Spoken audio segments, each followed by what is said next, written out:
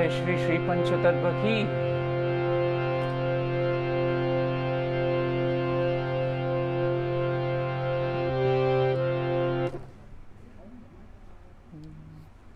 Oh, sorry bro, I missed that. Hare Krishna. So welcome all devotees to today's program in the Gauranga Center. Let's chant Krishna's names.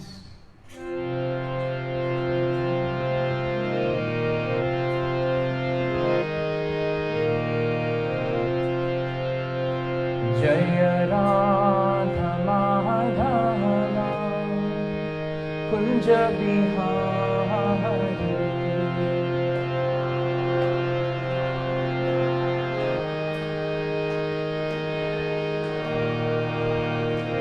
Jaya Radha Madhava Kunja Bihari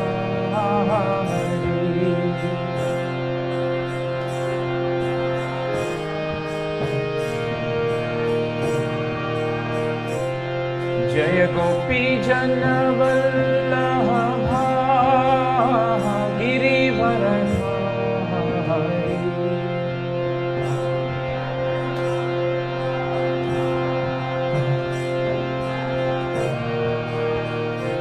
Jaya Gopi Jana Vallabha Girivaradhari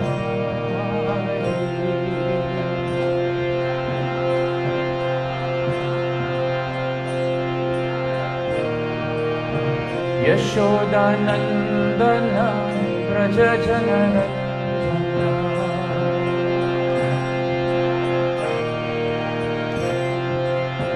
Yashoda Nandana Braja Janana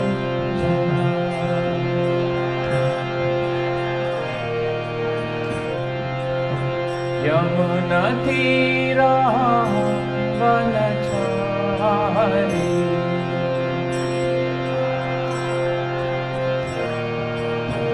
Yamuna Tira Vanachari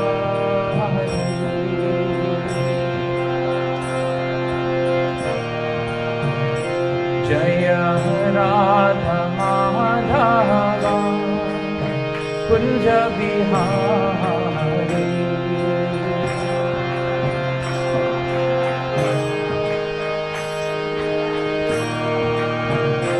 Jaya Radha Madhava Kunja Bihari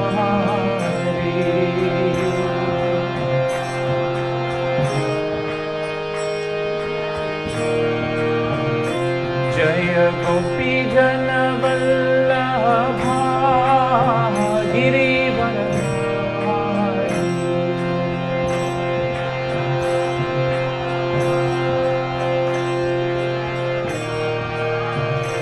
Jaya Gopi Jana Vallabha Girivaradhari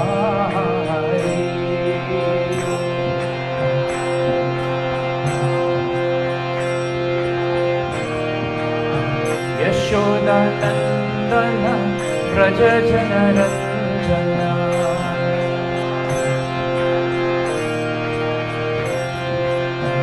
Yashoda Nandana Braja Janaranjana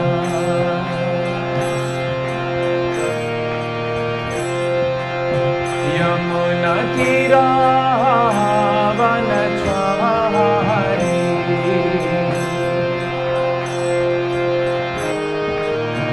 Yamuna Tira Vanachari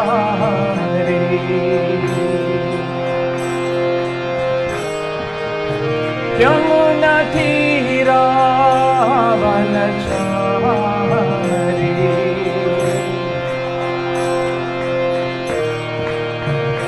Jaya Radha Madhava Kunja Bihari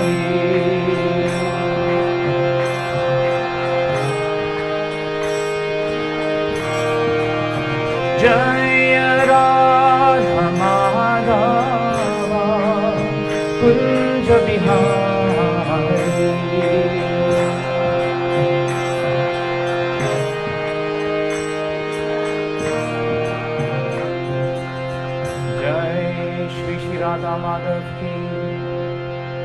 Shri Shri पंचतत्व की जय, श्री जगन्नाथ बलदेव सुभद्रमयी की, श्रील प्रभुपाद की, श्रील गुरुदेव की, निताय गौर प्रेमानंदे।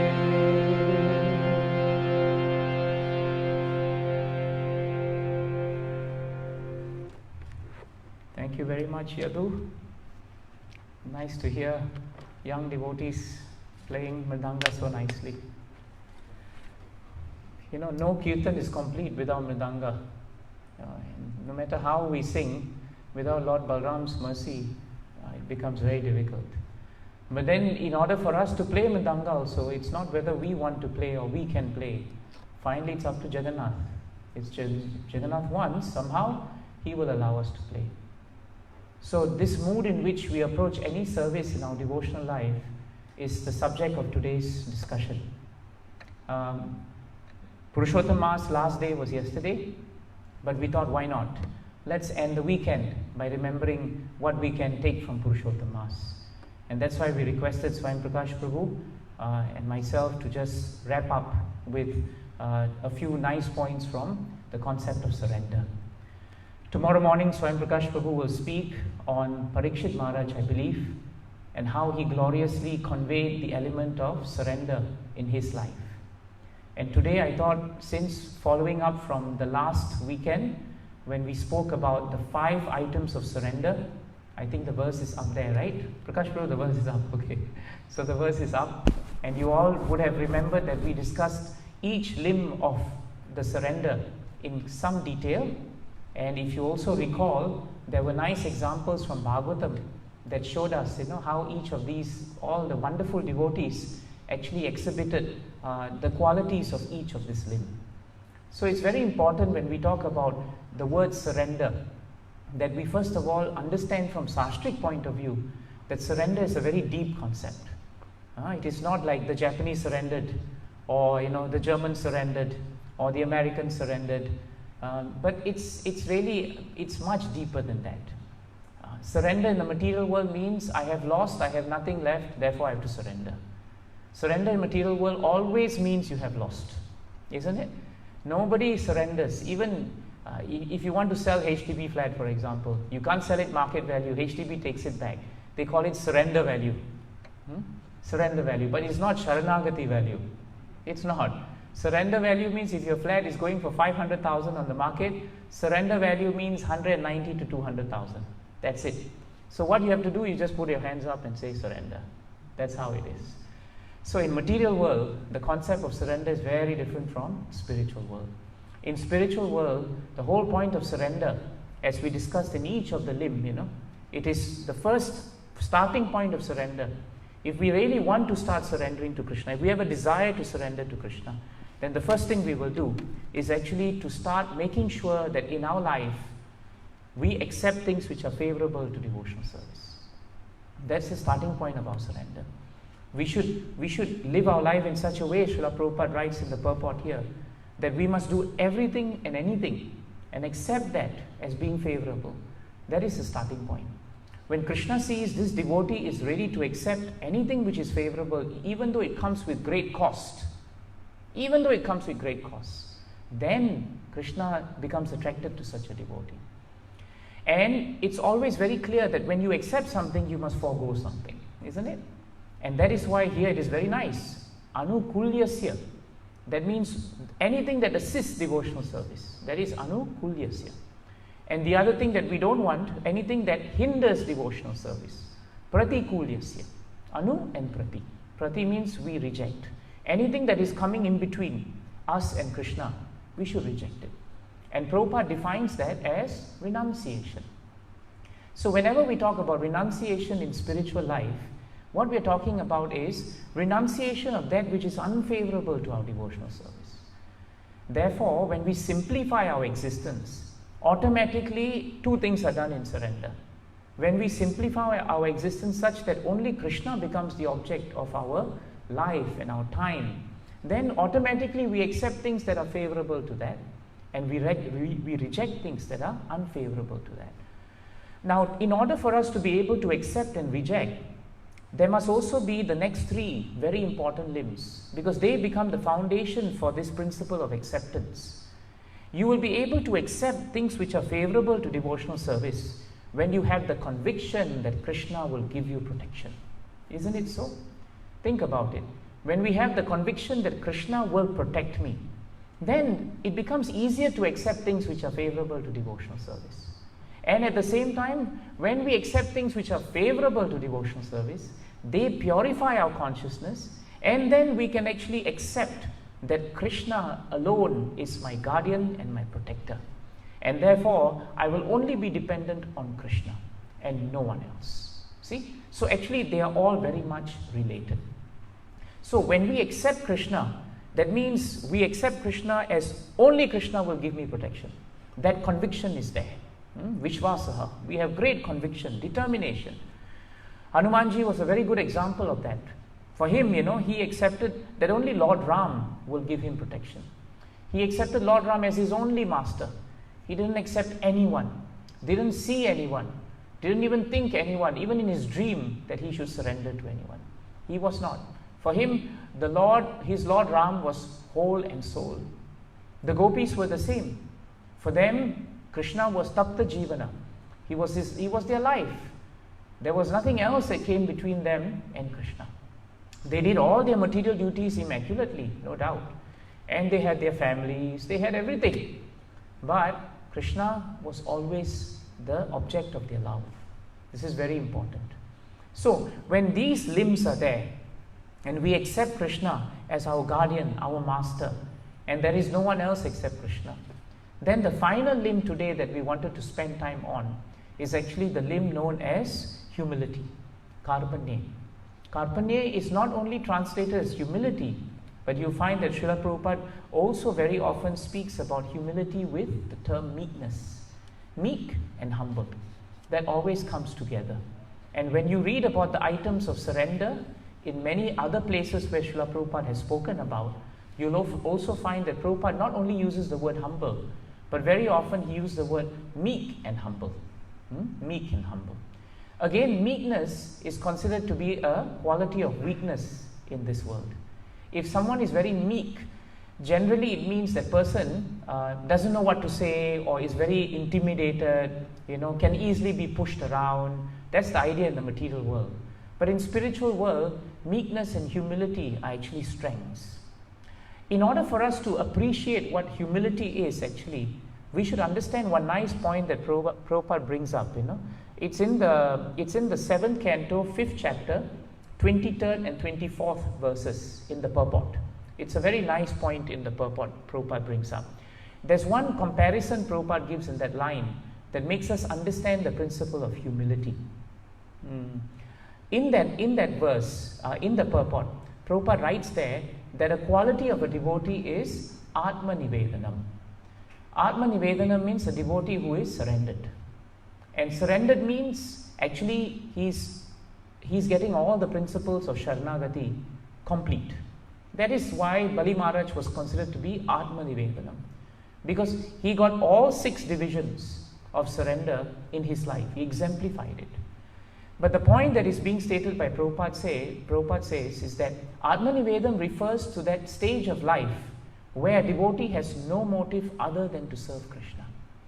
So this is a very important point we should remember. If we come to the center for any other reason, even if it's 0.5% or 1%, apart from glorifying Krishna, then actually our surrender is incomplete. That is the point that we must understand. Atma Nivedam means that apart from Krishna, there is no others. And Prabhupada writes very nicely this point. Such a devotee is like a cow that is cared for by its master. You see it in the purport, right? Such a devotee, I don't know whether it's there. Prakash Prabhu, are you showing the purport now? Okay. You will see somewhere in between after Atma Nivedan, you will find such a devotee is like a cow that is cared for by its master. When cared for by its master, a cow is not in anxiety over its maintenance. Very nice point. Such a cow is always devoted to its master, and it never acts independently, but only for the master's benefit. So Prabhupada is using the example of a cow to teach us the principle of Sharanagati. It's so interesting, huh? He did not even give an example of a human being, huh? Because normally human beings surrender is still difficult. But cow knows how to surrender better actually. So that's why Prabhupada gives this example. When a cow is cared for by its master, it is very peaceful because it has accepted the master, it has full faith in its master, it rejects everything else except its master. It has no independence, but independence is not a weakness. In this case, the lack of independence and dependence on the master is a strength, because master always takes care of the cow.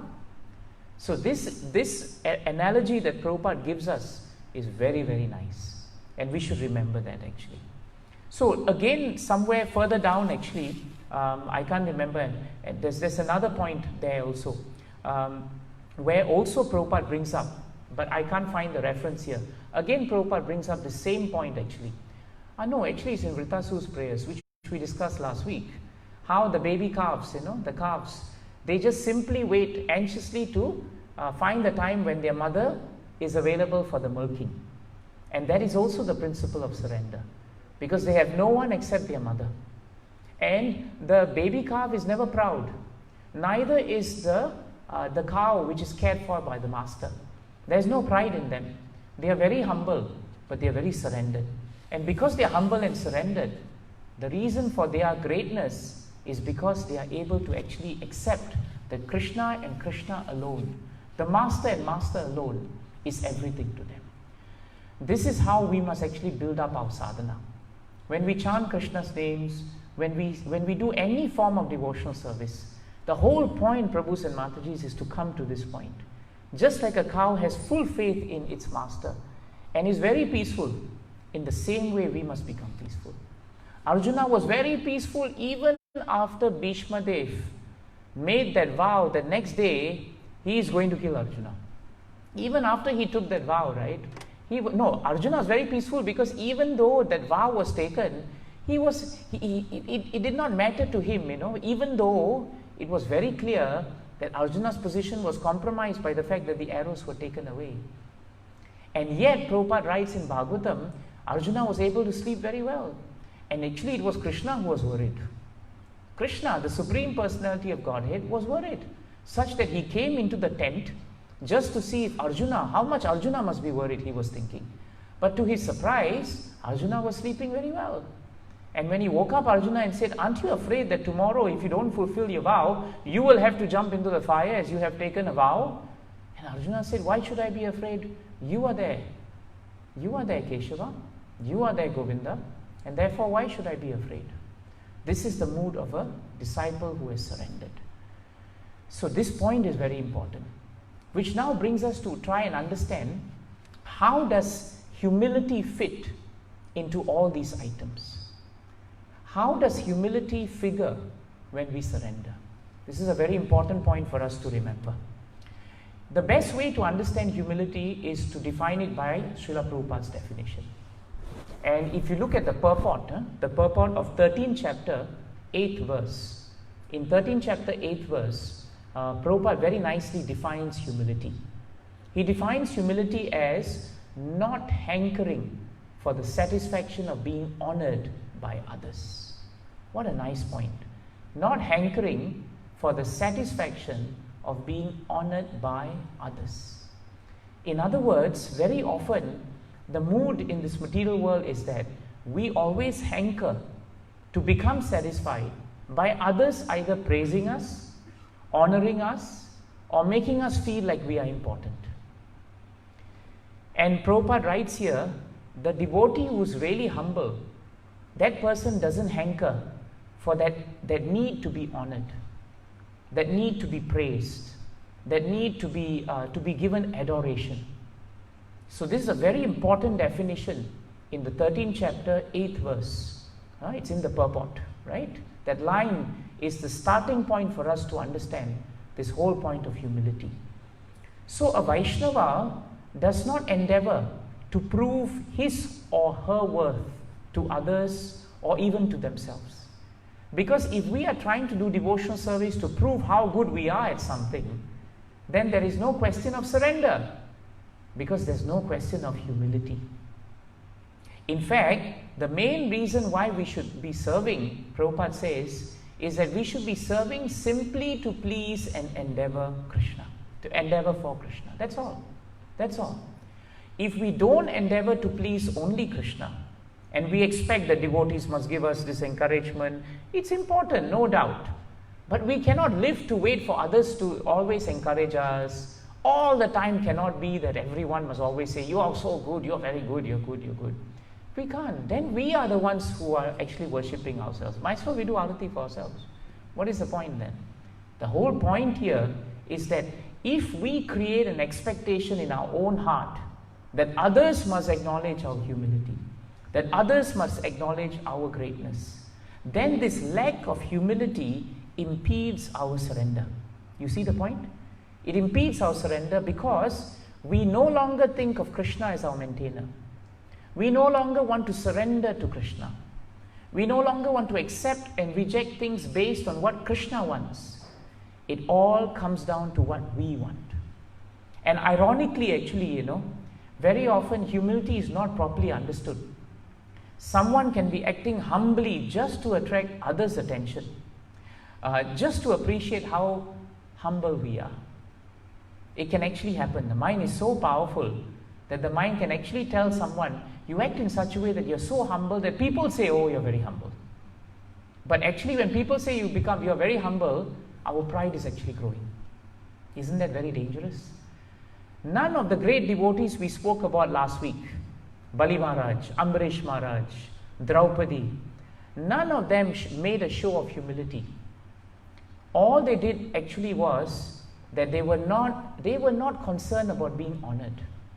If Bali Maharaj was concerned about being honored, he would have listened to Sukracharya.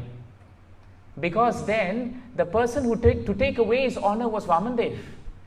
Vamandev made Bali look so bad, actually, If you think about it, Vamandev stripped Bali of everything. His prestige, his honor, his word that I will give you 3 paces. He took everything away from him. But Bali Maharaj passed the test of humility. Why? Because he didn't perform the act of giving 3 paces of land just so that the world can glorify him. He didn't do it just so that he could be satisfied that others are honoring him. This is what Prabhupada means in that purport 13.8. Remember that we just saw? That is what Prabhupada means. And that is why this last limb of surrender is so important. It completes a devotee. So humility is not a weakness. Vaishnava humility is actually a completely spiritual quality. It's not a material one. But it comes from understanding our position in relation to Krishna. That is the key. We will only develop humility if we understand who we are in relation to Krishna. And to understand our real relationship with Krishna, Prabhus and Matajis, we have to really understand and glorify His greatness. The whole of Shukadev Goswami's prayers in the 2nd canto, 4th chapter is what? It's all about glorifying the awesome power of Krishna, isn't it? Think of it. Think of the first 2 Chatushlokas that you have in Bhagavad Gita and the Chatushloka you have in Srimad Bhagavatam. Srimad Bhagavatam Chatushloka, Aham evasam evagre, nanyat yat sat asat param, paschat aham yat etacha, yo avishyeta yo sosmyaham. The translation is very nice. Brahmaji is told by Krishna that Brahma, it is I, the personality of Godhead. It is I. That means it's Krishna. I am the person who was existing before creation. Then he says, there was nothing there except me. And then there was also no material nature. Even material nature was not there. How great Krishna must be. Even before material creation, even before anybody was existing, Krishna was there. Then Krishna says, that which you see now, everything that you see now, Brahma, before you, that is also I, the personality of Godhead. That means all that Krishna could see in that material creation before he started creating, that is also Krishna. And then Krishna told him, after this whole universe is annihilated, only one person remains. And that will be I, the Supreme Personality of Godhead. Aham evasam evagre. It starts with Krishna being there before everyone, Krishna being there when there is everyone, and Krishna being there when there is no one. Look at 10.8 of Bhagavad Gita. You all know. Prabhu doesn't even have to show it. Right? Can we all chant 10.8 together? Aham sarvasya prabhavo mattaha sarvam pravartate iti matva bhajante mam buddha bhava samanvitaha. Krishna makes it very clear to Arjuna, isn't it? He says to Arjuna that, Arjuna, I am the source of all spiritual and material worlds. Not only spiritual, but material worlds. That means everything that's coming from this world, everything is coming from Krishna. Either remotely or directly. But it's coming from Krishna. So if Yadu played Mridanga, their ability is coming from Krishna. If we are seated on this floor is coming from Krishna. If we have this plexiglass, the plexiglass may have been made by someone, but ultimately this material is coming from Brahma's secondary creation, and Brahma himself is coming from Krishna. So plexiglass is actually made by Krishna. That's what we should understand. Everything is coming from Krishna. So therefore the Acharyas tell us, if you want to cultivate humility, don't do it artificially. The way to cultivate humility is very importantly to understand how small we are in front of Krishna.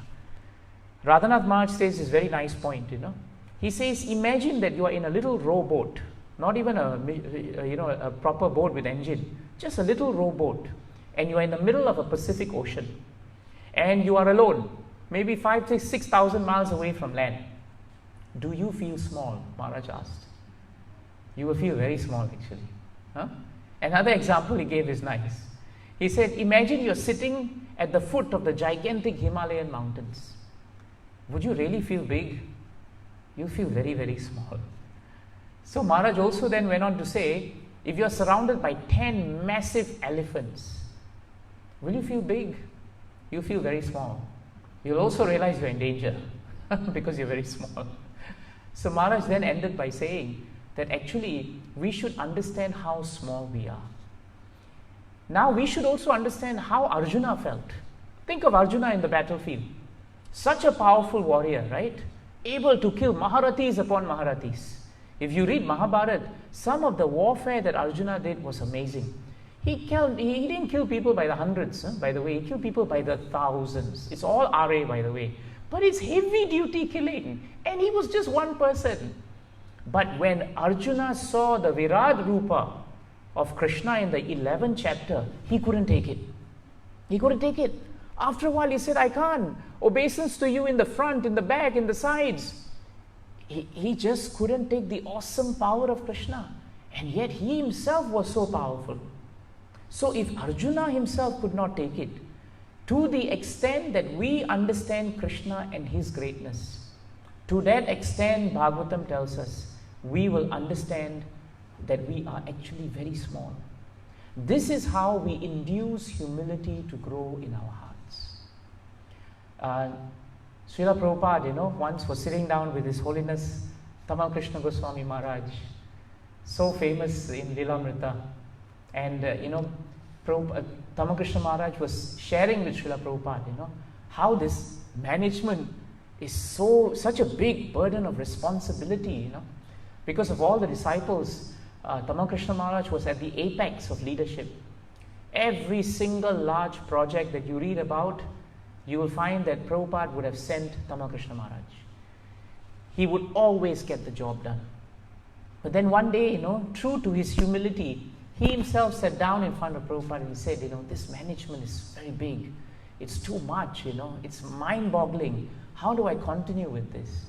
And Srila Prabhupada told him very nicely this very nice point, He said, this universe, imagine, do you know how vast this is? Do you know that right at the top of this universe, above all of this is Krishna, who is also known as Govinda. And from Govinda, then comes Lord Balaram. And from Lord Balaram comes Lord Sankarshan.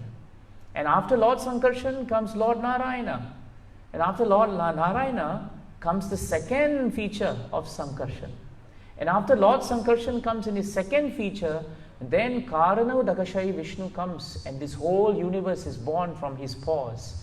And into each of this universe, which are already so huge in themselves, into each of this universe comes Garbhodakashayi Vishnu, who resides and lies down in the northern part of that universe on the island of Svetadvipa, in that beautiful ocean of milk. And as he lies down there, from his navel sprouts out a flower, and there the unborn child, Brahma, is born. And Brahma himself is bewildered. But Brahma does tapas, and Krishna gives him the understanding on how to create. And from the lotus stem of Brahma's flower, 14 planetary systems come. 7 at the bottom, 7 at the top, the middle systems are there. And each of this system has vast satellite systems of their own, and planets and orbits and residents. And in one of these planetary systems, somewhere in the middle, is a planet known as Earth. And this Earth is so vast, with so many continents everywhere, and millions of people, and so much of sea. And somewhere there is a continent known as North America. And in North America, there is a country known as the US. And in US, there is a state known as New York. And in New York, there's a portion, where there is this nice matchless gift and ISKCON. And in there is a room. And in the room, Prabhupada is sitting. And Prabhupada said, in that room, there is one person known as Tamal Krishna. And this is how Srila Prabhupada showed Tamal Krishna Maharaj and all of us that if we want to understand who we are, if we really want to induce humility in the heart, we should always remember who we are in relation to Krishna. And similarly, as we understand Krishna, then the greatness of Krishna is the greatness of his devotees also. This is a very important point. Krishna never comes alone. Krishna means his devotees. Always remember that. It's a package deal. You cannot talk about Krishna and not talk about his devotees. He comes always with his devotees. He is never alone. Never alone. Another nice way Shastras explain this to us is actually by the ray of the sun. Humility is very nicely explained by using the example of the ray of the sun. The ray of the sun, can it ever be proud in the presence of the sun? It cannot. In fact, the ray cannot be proud, but it can be proud that it is part of the sun. That is also humility, actually. Transcendental humility is that we are transcendently proud to be part of Krishna's family. That means we become enthused in our devotional service. Then we accept Krishna, that Krishna and Krishna alone is our maintainer. Krishna and Krishna alone is our protector. Everything favorable to Krishna we will accept. Why? Because we are so transcendently happy to be that ray which is coming from Krishna. So when the ray, right, when it looks from distance, the sun is very far. So sometimes the ray from a distance, Prabhupada says, it may not understand it is part of the sun. That's why when we keep Krishna at a distance from our life, it is very difficult to be humble. Think about it. If our Krishna consciousness is sporadic, if we are not really connected to Krishna deeply, it is very hard to maintain humility. 90% of the time when we are struggling with our humility, the real reason for that actually, among other things, is because our relationship with Krishna is not cemented. Krishna is still very far away for us.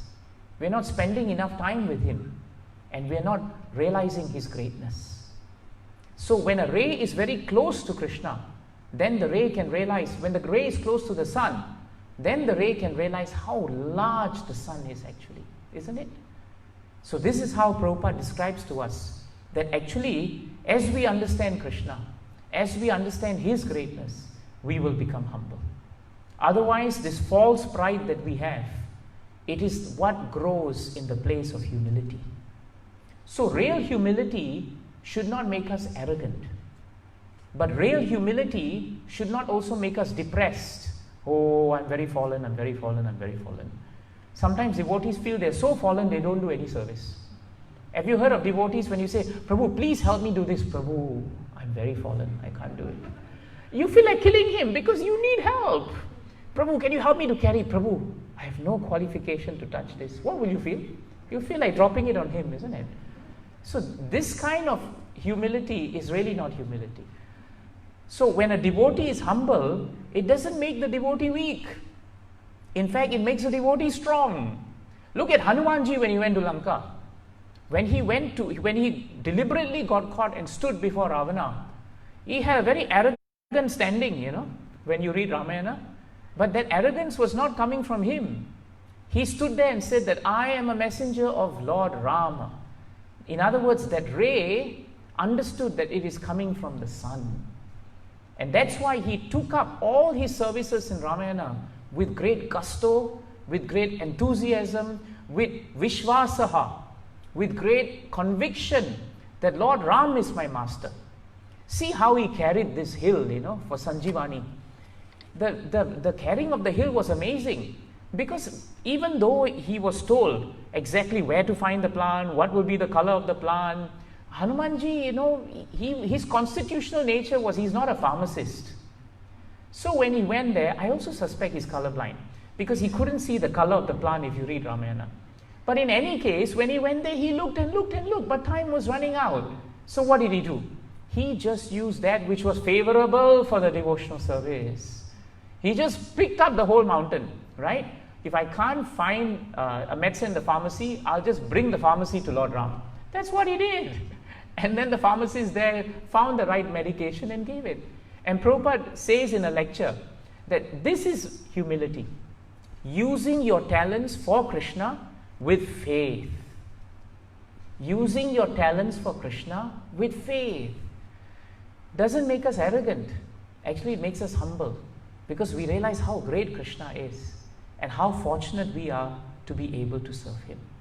So real humility is actually the understanding, like Hanumanji, that I am just an instrument. Nimitta matra bhavya savya sachi. That's all. Hanumanji, as he traveled, as he crossed Lanka, as he crossed over to Lanka, what was his mood if you read in Ramayana? His mood was not that, oh my God, I'm the only one who can do this. Nobody, not even Lord Ram can jump like this. He didn't think that way. All he had in his mind was that I am the servant of Lord Ram, and I must somehow another find Mother Sita. That was all. So even though his actions were extraordinary, but his mood was very humble. You see? So there's no contradiction between extraordinary actions in devotional service and humility. They go hand in hand. So this depression, this oppression, this false humility is actually a sign of miserly weakness. Bhaktivinoda Thakur says it's a sign of miserly weakness. Miserly weakness means we are actually attached to the body, and we are not attached to the principle of surrender. You see? So that is where humility comes. Prabhupada writes very nicely in a purport. In the 3rd canto, 29th chapter, 18th verse, Prabhupada says this point. A devotee, let's wait for the thing to come up. Prakash Prabhu, we are very grateful for this service. And I think for devotees it's much easier, right, when you see it there. And this is how, we can study together. I feel like it's a discussion because we can read the verse together. In 3rd canto, 29th chapter, 18th verse, in the purport, starting with the line, Prabhupada says this. A devotee should not be proud of his acquisitions. Do you see it there? A devotee should not be proud of his acquisitions. The symptoms of a devotee are meekness and humility. Although spiritually very advanced, he will always remain meek and humble, as Kaviraj Goswami and all other Vaishnavas have taught us by personal example. If you look at the beginning of Chaitanya Charitamrita, Krishnadas Kaviraj Maharaj writes, that Krishna, I'm very old. He was very old when he wrote Chaitanya Charitamrita. And he expresses his inadequacy in doing this task. But he also expresses his confidence that if I am an instrument in the hands of Mahaprabhu, then if he wants, I will be able to finish this. This is humility actually. We look around thinking humility means, no, I'm nothing. No. Humility is very proactive actually.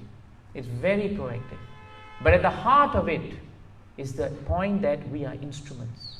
At the heart of it is the point that we do not hanker, right, for the satisfaction that we are honored by others. These are the two main things. We are instruments, and we do not want the satisfaction or the hankering that others must honor us. Otherwise, why should we do it? Why should we do it? So if you read the purport, Prabhupada says, Chaitanya Mahaprabhu taught that one should be humbler than the grass on the street and more tolerant than the tree. One should not be proud or falsely puffed up. In this way, one will surely advance in spiritual life. So this is a very important point. There are two more important limbs of humility that we should understand. Another one that's very important is this idea about minimizing others. Sometimes, when we become very proud, what we don't realize is that we actually minimize someone else's position, just in an effort to make ourselves feel better. And Prabhupada actually condemns it. In the purport of 6th canto, 17th chapter, 10th verse, 6, 17, 10, Prabhupada writes very nicely this point.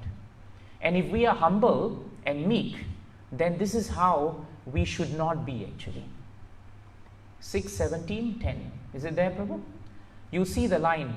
A Vaishnava should not try to minimize anyone else's position. Is it there? You see it there. Chitraketu Maharaj is the subject of this. Chitraketu Maharaj laughed, at Lord Shiva putting Parvati Mata on his lap.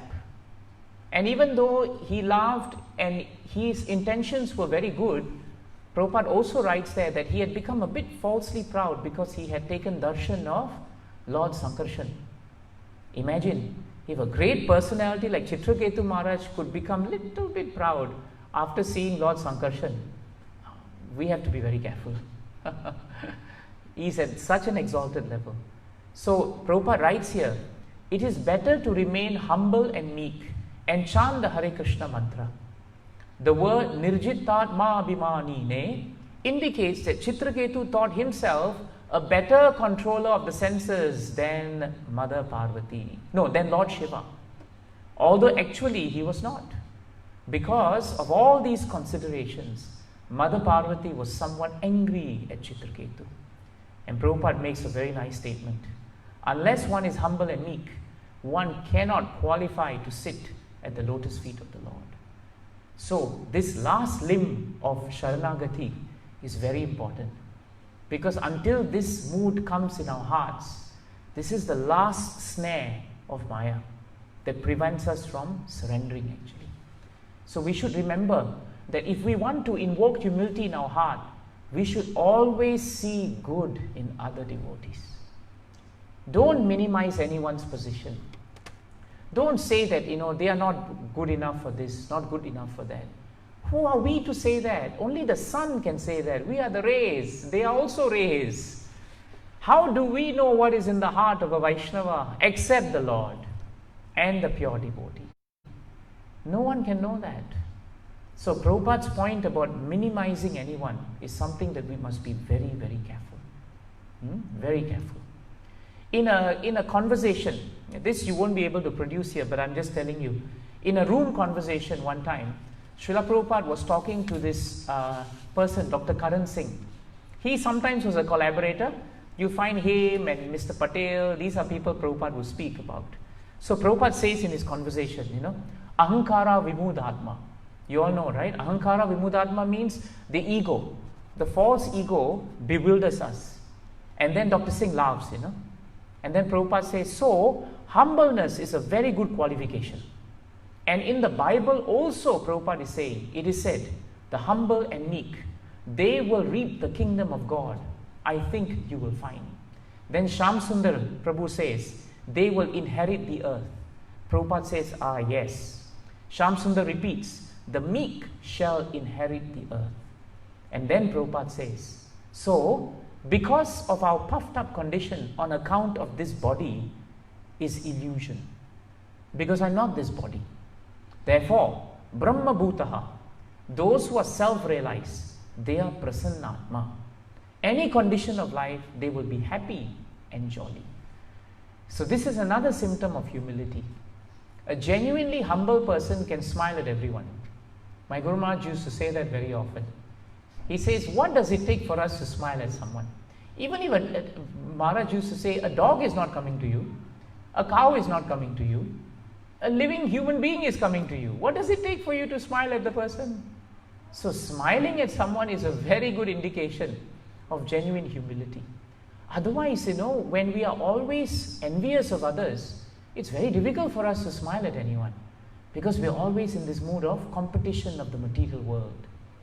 So Prabhupada writes so nicely that one who is Brahma Bhuta Prasanatma, one who is humble and meek, he is happy, and then Prabhupada says he's jolly. So when we come to Krishna consciousness, really a good symptom of whether we are advancing, keep looking at yourself in the mirror. Do you smile? If someone comes and keeps telling you, Prabhu, why you're looking like this? Why you're not smiling? You should really consider thinking, why? What is wrong with smiling? What is wrong with smiling? Yadu, do you smile? You smile, right? You do, huh? Are you smiling now? Can't tell. No, you're not smiling now. Okay, he's not smiling now. So now we understand, right? The practical points of humility are coming out in our manifestation of our behavior. And the best person to show that behavior is actually Ambarish Maharaj. Because if you remember, Ambarish Maharaj waited and waited and waited for Durvasa Muni, who took his own sweet time. And the time of the fast was coming. He broke it with a drop of water. Durvasa Muni remembered it by the power of his own austerities. And he summoned a very powerful being to kill him. And he was going to kill him. But if you remember last week, Ambarish Maharaj, in full principle of surrender, with full conviction that Krishna is my protector, he is my maintainer, I am completely dependent on his mercy. What did he do? He just stood his ground. He did not move. He did not do anything. And then what happened? Sudarshan Chakra came. And Sudarshan Chakra protected the good king, because the king didn't ask for anything. And Durvasa Muni was in trouble. The whole tables turned. And for 1 year, Durvasa Muni went on forced yatra. That was forced yatra. He went to see Brahmaji, then he went to see Lord Shiva, then after that, he went to see Lord Vishnu himself, just at the edge of Vaikuntha Loka. He was there, petitioning him, you are after all the wielder of the Sudarshan Chakra. Please take it back. And Lord Vishnu had news for him. He said, I'm sorry. Once I release the chakra belongs to Ambarish Maharaj. Why does it belong to Ambarish Maharaj? Because Ambarish Maharaj is the emblem of humility. And the emblem of humility attracted Krishna so much that even his Sudarshan Chakra did not become his property. It became the property of his devotee. So he told him, go back. And so Durvasa Muni did a real roundabout turn. If you think of his journey, it's a crazy journey. After 1 whole year, he came back. And mind you, it's not like for 1 year, Ambarish Maharaj was sitting down every day having 3 meals. If you read Bhagavatam, he fasted for a year when Durvasa Muni left. He fasted for a year. Can you imagine? Why should he do that? But he did it because he felt bad. He actually felt bad. That's humility. He didn't say, you see, he deserved it. Very good. Now let me wait and see what happens. No. We may not do it externally. If someone harms us or says something, suddenly something happens to them, we may say, oh, poor thing, why did it happen? But inside we should say, Krishna is just. See, they were insulting me and now they got it. We may feel that way. But he did not feel that way. And so Durvasa Muni fell at his lotus feet and said, please withdraw the Sudarshan Chakra. And Ambarish Maharaj then thought, what can I say? What can I do? And then finally, he prayed to Sudarshan Chakra in 4 or 5 very beautiful verses. But one of his prayers are very nice, because I don't remember the Sanskrit, but I remember what he says. He says, if the Supreme Personality of Godhead, who is one without a second, who is the reservoir of all transcendental qualities, who is the life and soul of all living entities, if that Supreme Personality of Godhead is pleased with us, then we wish that this Brahmana Durvasa Muni be freed from the pain of being burnt. What is the essential point of that prayer? Think about it. It's in 9.5.11. What is the essential quality of that prayer? Half that prayer is on the greatness of Krishna. Isn't that the first point we learned in humility? Half that prayer is actually extolling the greatness of Krishna. Isn't it? If the Supreme Personality of Godhead, one without second, reservoir of all transcendental qualities, the life and soul of all living entities, if He is pleased with us, see, all the greatness of Krishna. And then He says, if that great Supreme Lord is pleased with us, then we wish that Durvasa Muni, please be freed from the pain of being burned. This is what he says. So this is the mood of a devotee. A devotee never demands that, Krishna, I've done all this, you must be pleased with me. In this prayer, he says, if he is pleased with me. Never take for granted. A devotee's humility never allows the devotee to take for granted that definitely Krishna is pleased with him. Definitely devotees are pleased with him. No. Because when we take it for granted, we become subtly proud. I'm doing all this, so you must be pleased with me. It becomes more an entitlement. But look at the mood of this prayer. This prayer is a request, not an entitlement. Devotees never have a sense of entitlement. If you come to the center and you have entitlement ideas, then that is not the right mood to come to the center. It is not. If you all came to the center and you expect at least, prasadam must be rice and 3 sabjis and 2 different kinds of dal, then 1, you won't come back because we don't have that. And then 2, you become disappointed. And then 3, you will criticize the devotees. And then 4, with criticism, there will be no humility because your pride will increase. And 5, you will forget Krishna and you will leave. This is the point. And what was Durvasa Muni's response after his prayers? Because after his prayers, Sudarshan Chakra left. Look at 9.5.14, just a bit further down. This is coming from a personality who can hardly count humility as one of his virtues. Because very often, his anger and his pride often gets Durvasa Muni into trouble. Of course, he gets others into trouble too, but eventually he also gets into trouble. And look at this. Durvasa Muni says so nicely, Aho ananta dashana mahadvam drishtam adhyame kritagasho api yadrajan mangalani samihashe. The translation is very nice. Durvasa Muni said, my dear king, today I have experienced the greatness of devotees of the Supreme Personality of Godhead.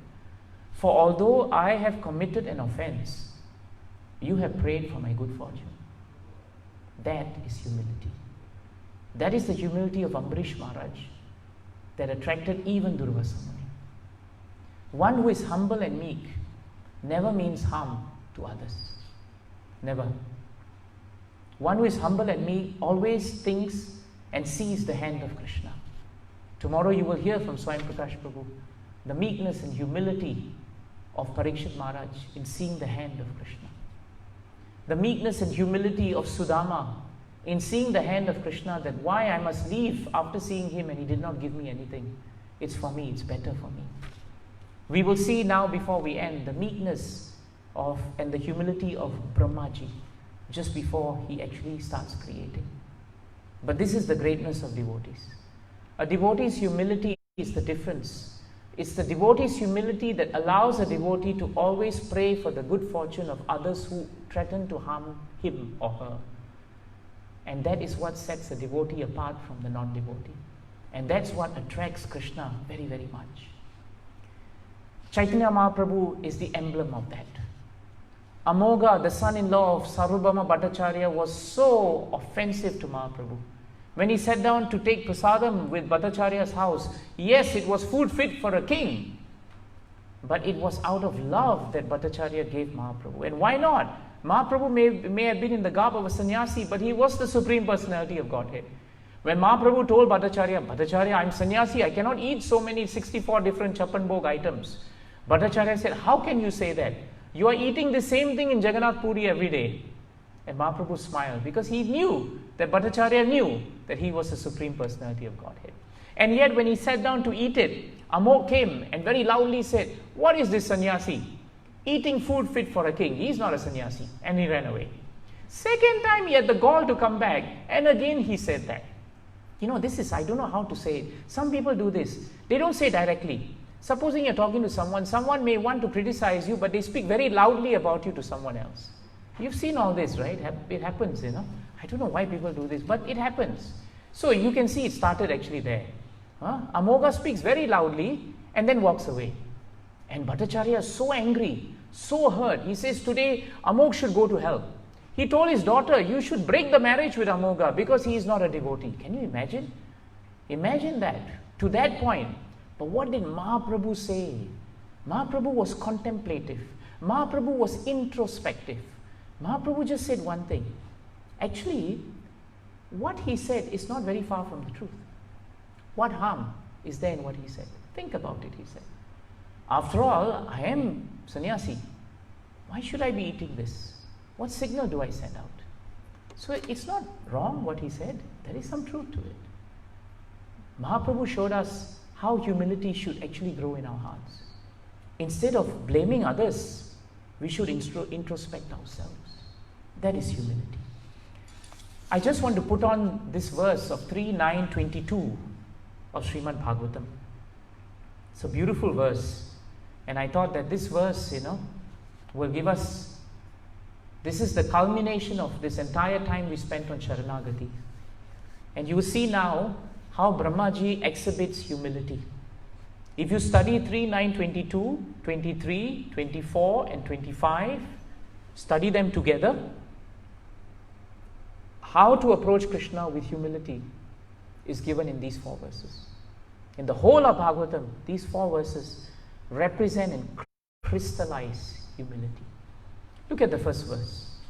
Soyam samasta jagatam sruhat eka atma satvena yan mridayate bhagavan bhaghena tenaiva medrisham anusprishatat yathaham srikshami purvavat idam pranata priyosau. See Brahma's prayer now. Why is Brahma praying now? Because he's praying to Krishna so that Krishna will give him power to create. Brahma is dejected, depressed, he's alone, he doesn't know what to do. So see his prayer. Let the Supreme Lord be merciful towards me. This is the first principle of surrender, remember? Surrender always attracts mercy. So he prays to Krishna. In humility, this is the first starting point for us to become humble. We pray that Krishna be merciful to us. Why? Because Krishna is the one friend and he is the soul of all living entities in the world. This is greatness of Krishna. Then he says, Krishna maintains all. See? He's inducing humility in himself because he's supposed to create. But he's saying, actually, forget about my aspect of creating. Krishna's maintaining me also. He maintains all. And therefore, he's also pointing out how selfless Krishna is. That Krishna takes care of everyone, even those who don't believe in him. Krishna takes care of him. And why does he do this? For their ultimate happiness. See how Brahmaji is praising Krishna with all his heart. And then he says, may he be merciful to me. Second time in the prayer, he's asking, may he be merciful to me. Why? So that I, as before. Brahma is saying, I have created before when Krishna wanted me to, but I have forgotten. So if he wants, then what does he want? Let him empower me. Let him empower me with the introspection to create. And this word introspection is important. Brahma realized that before he could create externally, he had to understand his humility internally. Then he would get potency. That is how humility begins in our hearts. Instead of firing the whole world and finding fault with the whole world, you see good in everyone and you introspect yourself. The name Parikshit means to examine. But Parikshit Maharaj did not examine other people. He examined himself. And he looked around every time to see Krishna in every situation. That is Parikshit. And then Brahmaji ends this prayer by saying, I am also one of the surrendered souls who are dear to the Lord. So Brahma is not saying, excuse me, my priority is up there because I'm the first created being. I'm not one of them. But see how he says in this prayer, I'm also one of them. I'm also trying to surrender to you. I'm also one of the rays. Please be kind to me, Krishna. Next verse, Prabhu. Look at the next verse. Esha prapanna varado ramayatma saktyo. You can chant with us. Yad yad karishyati grahita gunavatara tasmin swavikramamidam srijatapi cheto yunjita karma shamalam chayatha vijayam. And here what does Brahmaji say? Brahma says the Supreme Personality of Godhead, He is always the benefactor of the surrendered souls. In other words, anyone who surrenders to Krishna, Krishna always protects them. His activities are enacted through His internal potency, Rama, or the goddess of fortune. So again, how does he start his prayer? The greatness of Krishna. Isn't it true? Again, the greatness of Krishna. Now he puts forward, I pray only to engage in His service in the creation. That's all he wants, to be engaged in Krishna's service. And I pray that I not be materially affected by my work. And that's our prayer, Prabhu Mataris. As we do all these services in the center, as we do our work and everything, this is our prayer. Take this prayer, praise Krishna, and pray, Krishna, please don't let me be materially affected by my activities. Why? So that I can give up my false prestige of being the creator. This is the mood to pray for humility.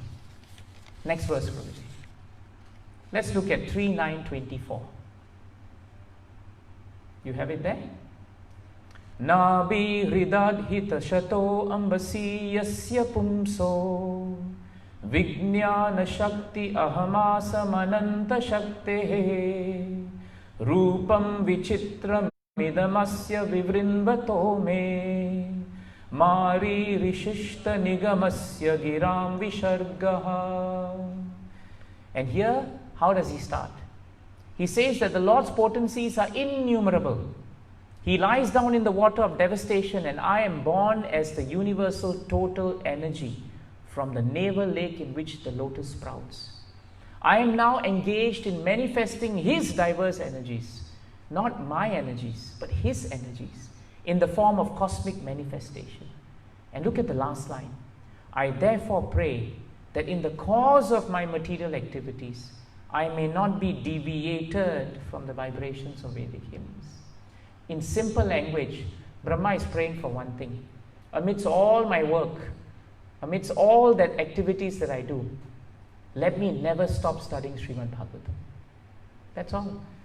Deviation from Vedic hymns simply means not studying Srimad Bhagavatam. That's what Prabhupada would tell us. We don't want to be ever deviated from Srila Prabhupada's books. That is what Brahmaji is telling us. And now he concludes very beautifully. This one I really like. 3:9-25. Is it there? Let's chant. So savadabra karuno bhagavan vivriddha prema smitena nayanamburuham vijrimbhan utthaya vishva vijayaya chano vishadam madhya girapanayata purusha puranaha. See what he says. The Lord, who is the supreme and is the oldest of all, is unlimitedly merciful. Again, he's seeing the greatness of Krishna. I wish, this is his wish, I wish he may smilingly bestow his benediction upon me by opening his lotus eyes. Why? He can uplift the entire cosmic creation, and only he can remove our dejection by kindly speaking his directions. So in other words, Brahma's last prayer is a beautiful prayer. His prayer at the end is really that he just wants to have Krishna smile at him. And he says that Krishna, only you can take us out of all dejection. When a devotee has this mood, humility will come. So in summary, humility is when we don't hanker for the satisfaction of being honored by others. Humility is when we realize that despite all the greatness given to us by Krishna's mercy, or whatever talent he may give, it is all to be used in his pleasure. Humility is also that we never find fault with the devotees and the living entities, and that we never minimize their positions, and that we always see greatness in Krishna's creation. Humility is also about understanding how small we are in the relationship with God, and how small we are also in the relationship with everyone else. As Brahmaji said, I'm also one of the surrendered souls. I also want to be one of the surrendered souls. That is what Brahmaji wants. And that is also our prayer. Our prayer is not to stand out. Our prayer is always to be part and parcel of all the devotees who are serving Krishna. If we have this understanding of humility, then if Krishna wants, then he will give us the strength to finally surrender to him. Jai Shila Prabhupada ki, Jai Shila Gurudeva ki, Nitai Gaura Premanande. Jai Shila Prabhupada ki. Are there any questions? I can take one. I wanted to end off today by singing a bhajan before we do Kirtan for Gaura Arti. So, Yadu, can you take these Vaishnava songbooks, Yadu? You see them here? Yeah, just take the songbooks and give out to everyone if you can. Chaitanya Bhakta Prabhu.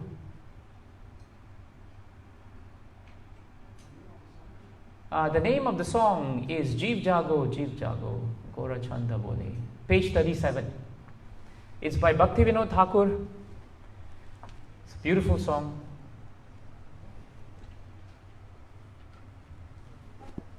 Let us read the translation after you get it. Chaitanya Prabhu? Chaitanya Bhakta Prabhu, you okay? Who can play the kartas in 2-beat? 2-beat, not 3-beat. If you think you can, do it. If you can't, please don't do it.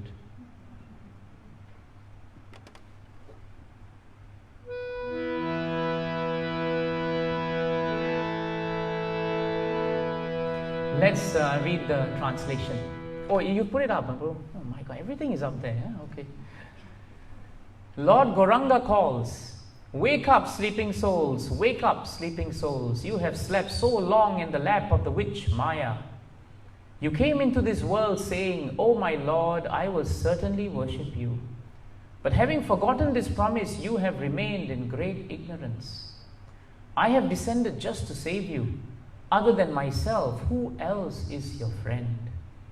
I have brought the medicine for destroying the illusion of Maya. Now pray for this Harinam Mahamantra and take it. Thakur Bhaktivinoda fell at the lotus feet of Lord Gauranga, and after begging for the holy name, he received that Mahamantra. Such a beautiful point. Bhaktivinoda Thakur is, even though Sharanagati as a principle has existed for a long time in Shastras, we owe it to Bhaktivinoda Thakur because he is the Acharya who really focused on Sharanagati. Very important. If you have time, you should go through all the Sharanagati bhajans that he sings, and for each division of surrender, there are at least 5 bhajans for that division of surrender. And if you study the lyrics of the bhajan, they all give you information on how to arrive at that limb of surrender. So actually, if we had studied Bhaktivinoda Thakur's bhajans for surrender, we will need at least 6 months to a year just to study his bhajans. They are so extensive and so amazing actually.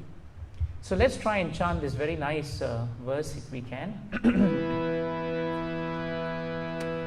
The pace will be something like this, Prabhu. Jeev jago, Gora Chanda bole, Kota nidra jao maya, Pishachi rakhole. Jeev jago, Gora Chanda bole, Kota nidra jao maya, Pishachi rakhole. Jeev jago, Gora Chanda bole, Kota nidra jao maya, Pishachi rakhole. Your turn. Jeev jago, Gora Chanda bole, Kota निद्रा जाओ माया, पिशाचिरा खोले।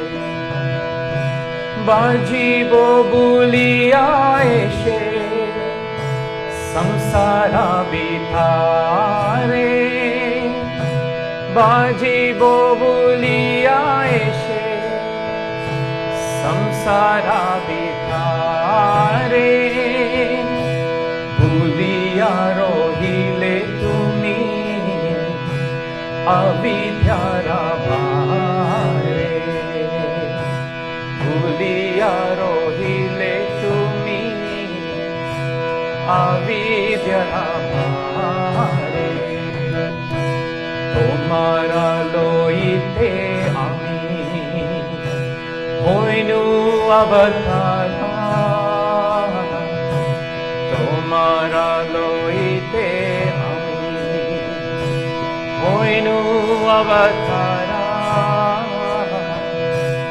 आमी बिना बंधुवारा के आछे तुम्हारा, आमी बिना बंधुवारा के आछे तुम्हारा। एनेशी औषधि माया नाशी भारो लागी, एनेशी औषधि माया नाशी भारो लागी। एनेशी औषधि माया नाशी भारो लागी। एनेशी औषधि माया नाशी भारो लागी। हरि नाम महामंत्र लाओ तुमी मारी, हरि नाम महामंत्र लाओ तुमी मारी। भक्ति विनोदा प्रभु शरणे भरिया, भक्ति विनोदा प्रभु शरणे भरिया। से हरि नाम मंत्र लोइयो मागिया, से हरि नाम मंत्र लोइयो मागिया। जीव जागो जीव जागो गौरा छंद बोले, होता निद्रा जाओ माया, पिशाचिरा खोले। हरि बोल। जीव जागो गौरा छंद बोले, होता निद्रा जाओ माया, पिशाचिरा खोले। हरे कृष्णा कृष्ण कृष्ण हरे हरे, हरे राम राम राम हरे हरे। हरे कृष्णा कृष्ण कृष्ण हरे हरे, हरे राम राम राम हरे हरे। हरे कृष्ण कृष्ण कृष्ण हरे हरे, हरे राम राम राम हरे हरे। हरे कृष्ण कृष्ण कृष्ण हरे हरे, हरे Ram Ram Ram Hare Krishna, Krishna Krishna, Hare Hare, Hare Rama, Rama Rama, Hare Hare, Hare Krishna,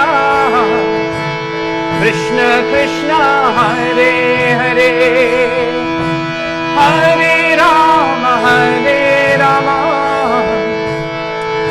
Rama Rama, Hare Hare, Hare Krishna, Krishna Krishna, Hare Hare, Hare Rama, Rama Rama, Hare Hare, Hare Krishna,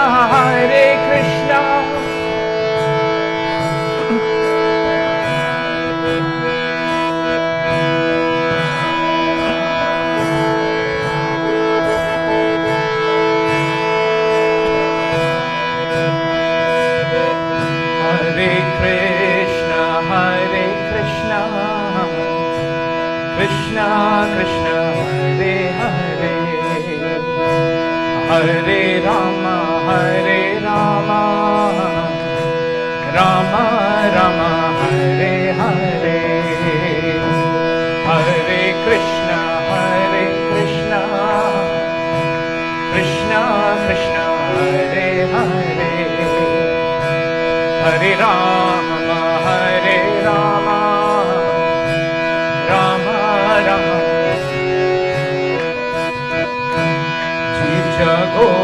Jeev jago, Gaura Chanda bole, Kota nidra jao maya, Pishachira gole. Jeev jago, Gaura Chanda bole, Kota nidra jao maya, Pishachira gole. Kota nidra jao maya, Pishachira gole. Jai Bhakti Vinod Thakur.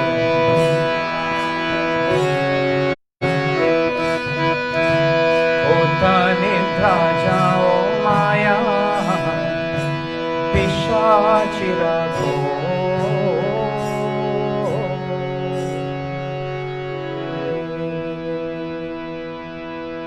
Jai Srila Bhakti Vinod Thakur, Shri Shri Guru Parampara, Srila Prabhupada ki, Srila Gurudeva ki, Shri Shri Sharanagati ki, Grantaraj Srimad Bhagavatam ki, Nitai Gaura Premanande.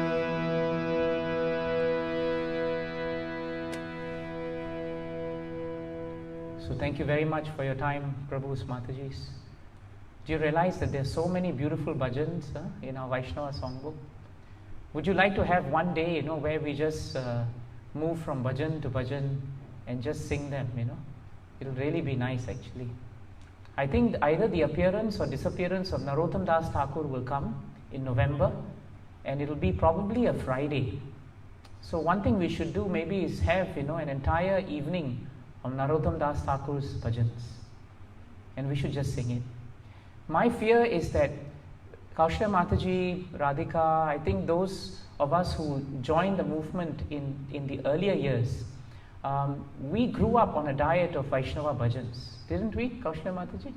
So these bhajans were all very familiar, we sang it so often, but somehow or another, we sing a lot of Hare Krishna Mahamantra, but then there's a reason why Prabhupada also commissioned having so many Vaishnava bhajans, and he was very happy with the devotee who compiled it also, and he sang so many of this.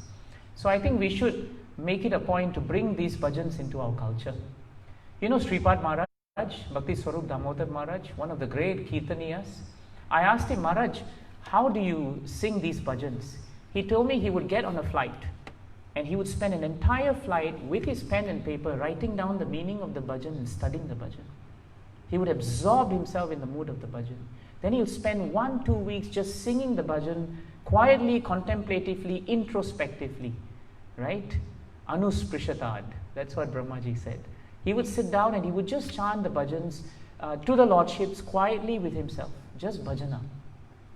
And after 1 month or 2 months, Maharaj said, when I felt I had got maybe a glimpse, he didn't even say that I mastered it, he said I had got the glimpse of it, then I'm ready to actually chant it.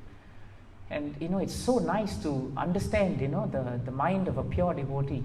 So these bhajans are very sacred. And it's so nice that we can sing it. And Chaitanya Bhakta Prabhu, thank you. Because some of them are in tricky beats. So, we want to make sure that it is presented well to the devotees. So we'll all rise and we will have nice Gora Arti for the pleasure of the Lordships. Tomorrow's program, Swayam Prakash Prabhu will take the class for Srimad Bhagavatam. It will be the last day of our special series of this wonderful time of Sharanagati. If you all find that these series are helpful, then from time to time, we can take topics from Bhagavatam, like satisfaction, certain challenges that we face, and we can run themes of them from Bhagavatam. And I think, I and Swayam Prakash Prabhu, I think we were talking, actually we found it most helpful for our own spiritual life. So it is a very wonderful way to grow. Thank you very much. Hare Krishna. And just give us a while to get sorted out.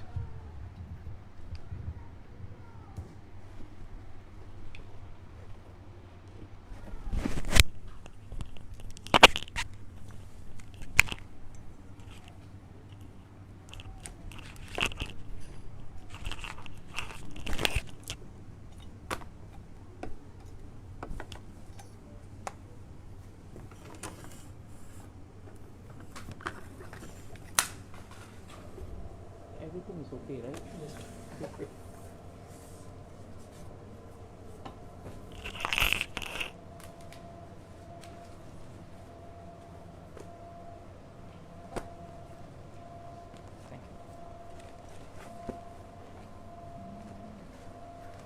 Yeah, you can do it. Just wait.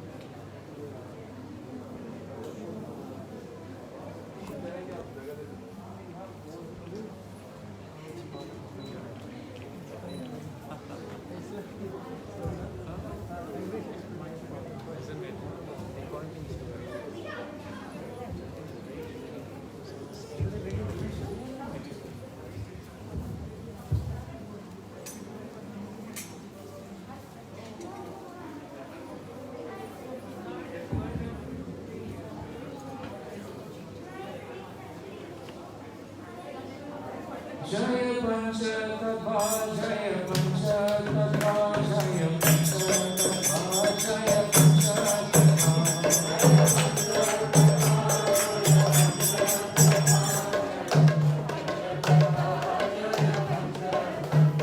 Jaya Panchatattva, Jaya Panchatattva.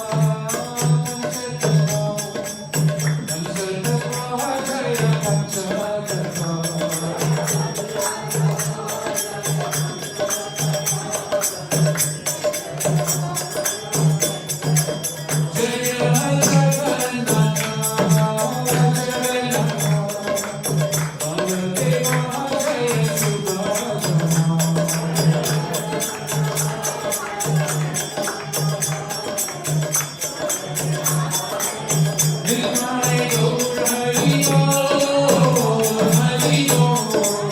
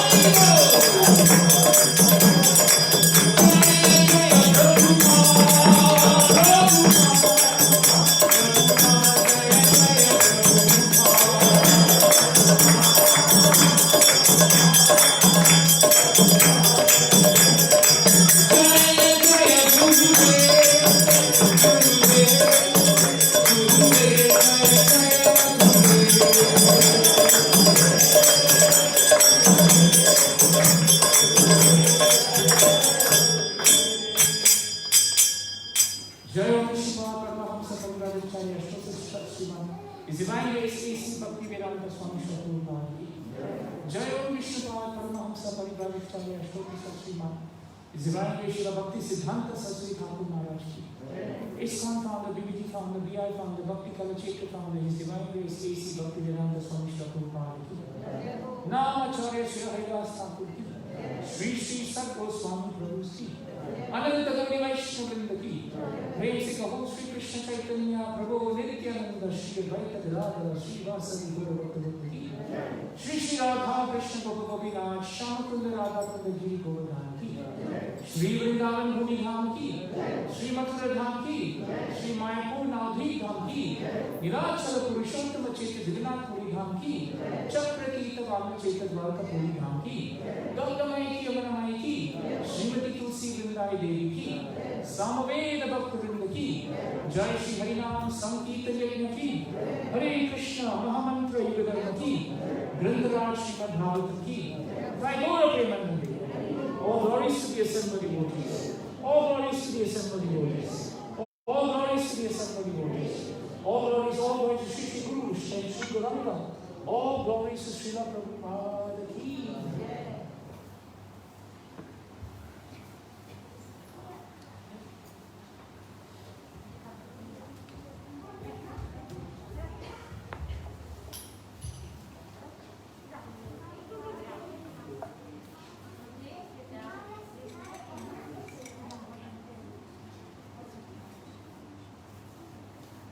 Namaste Narasimhaya.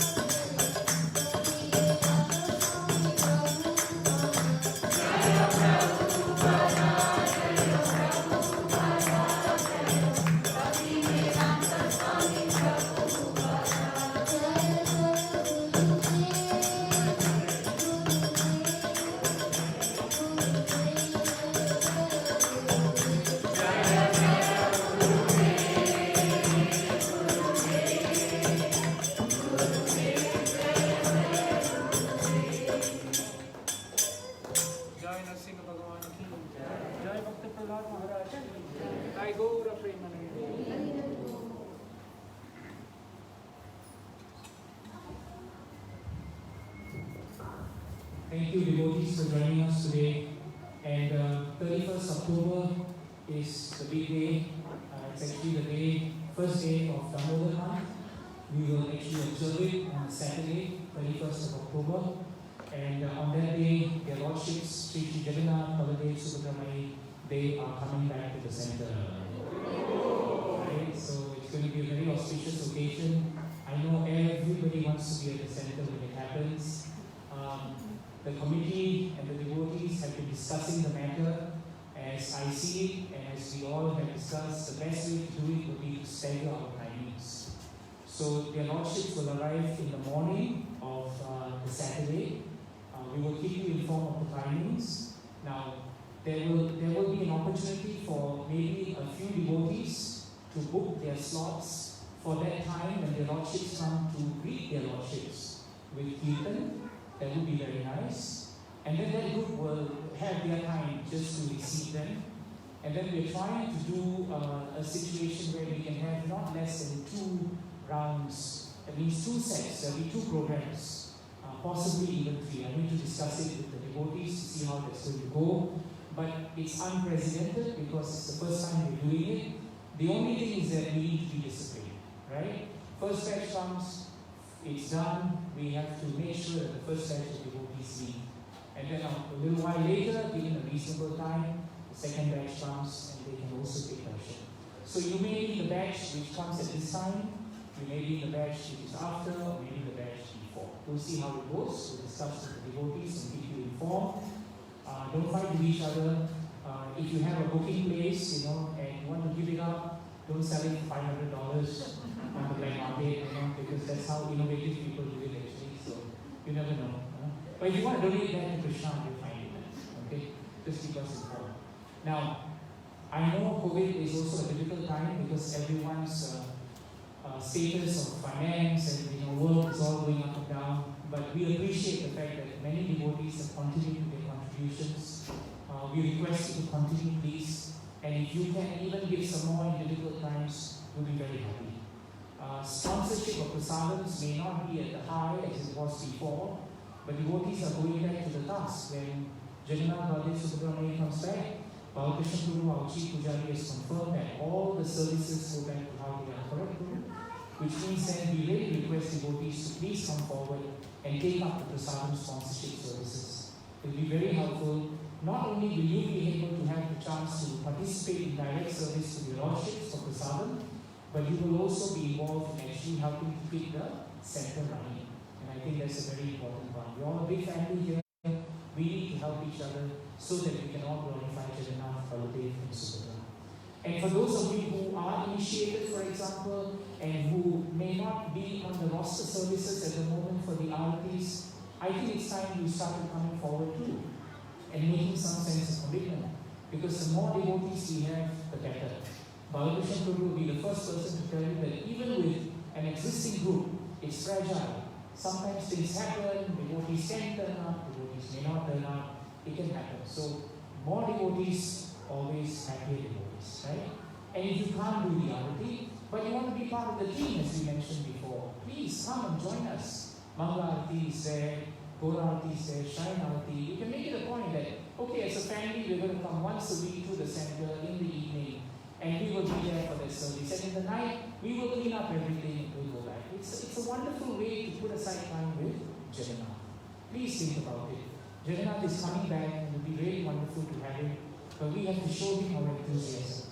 Remember, the principle of Sharanagati starts from this principle of invoking His mercy. And then, when He is pleased, everything else will fall in place. So thank you very much for your time. Have I missed out any other announcements, Prabhu, that I should be making? Everyone all right? Okay, good. So please go down, take darshan, and then you can go down, take your prasadam packets, and Krishna willing, see all of you tomorrow. Hare Krishna. All glories to Srila Prabhupada. Jai Shri Shri Panchatattva ki, Srila Prabhupada ki, Ananta Koti Vaishnava ki, Hare Gaur.